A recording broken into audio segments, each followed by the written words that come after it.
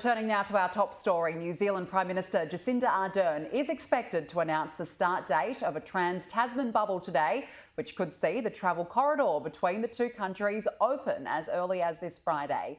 New data reveals Aussies are already rushing to book accommodation across the ditch, with holiday home bookings up 117% over the past month. Joining me now is Zaina Razzaq from Bachcare, New Zealand's largest holiday home management firm. Zaina, good morning. Even before this announcement, Australians are getting in early. Absolutely. Australians are just so, I'm telling you, they're just so brave. They're just, looking forward. We've seen bookings come in for as early as this month, so people wanting to stay in the month of April. And then the majority of the bookings or the stays are for later in the year, so looking at summer 22. But nevertheless, no announcement, nothing yet, but they're already booking. And it goes to show, I guess, that people are so eager to travel once again. Whereabouts in New Zealand is particularly being booked up?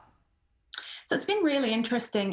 Historically, we'd see Queenstown as a really strong hold for bookings, but at the moment, the pattern that we're seeing is a lot more beachside holidays and a lot more winery holidays. So places like Raglan and Tauranga for the beach sort of experience, and then Waiheke and Marlborough for the wine experience. Having said that, people are still searching Queenstown, so it's still our highest searched destination. However, I think it's more of a snow destination, so perhaps people are waiting to see what the snow season will look like before they commit to their bookings. And at this stage, do we know what it might look like in the event if a person, say, books accommodation, an Australian wants to travel to New Zealand, but the travel bubble is suspended or there is some sort of an outbreak? Can Australians look to get their money back? We are definitely looking at all of the different options. So it really all depends on what the announcement is this afternoon from the government. So if there are some sort of restrictions in place, if it looks like there will be some issues, then of course we'll look at refunding people their money, just to give people that peace of mind to book.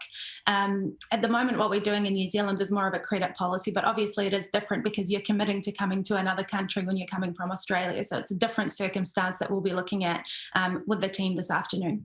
And what will this do for tourism between the two countries? Oh, it'll be huge. I mean, Australians have always been a really, really important part for our sector. They made up 40% of all travellers, inbound travellers, pre-COVID, and they contributed $2.7 billion to the economy.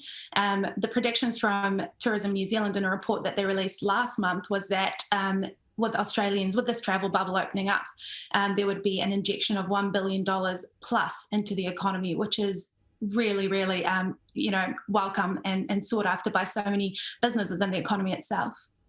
And are you anticipating that people are going to book as quickly as possible to get to New Zealand, or do you anticipate that people might hold back, see how it goes, and perhaps wait till later in the year? Yeah, I think it's a mix of the two. There are some people who are just eager to come over to see family. I mean, there have been kids that have been born, grandchildren, some tragedies that people have not been able to connect over the last year. And I think they'll take this as an opportunity to just come in, see their family, and just, there might be another outbreak, who knows? So they just want to sort of take that chance now and just see their families. But I think from what we're seeing at the moment in terms of the pattern, people are holding back and sort of looking at later on in the year when things might come down a little bit, with the vaccine rollout, things could calm down, and they're sort of placing their bets on later on in the year. So it really depends on what the particular person's circumstances. And when Aussies do travel over to New Zealand, what sort of restrictions might they have to abide by? There's no real clear indication of what it might be at the moment. All of this is meant to be announced this afternoon by the government. So the Cabinet is meeting this morning and talking about what this could look like. Obviously, there are different sort of considerations that they have to take into consideration.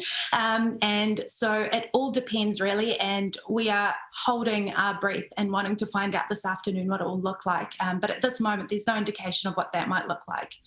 Yeah, absolutely. And I guess for the accommodation sector, you'd be banking on international tourism again. How tough has the last 12 months been? It's been a roller coaster, to say the least.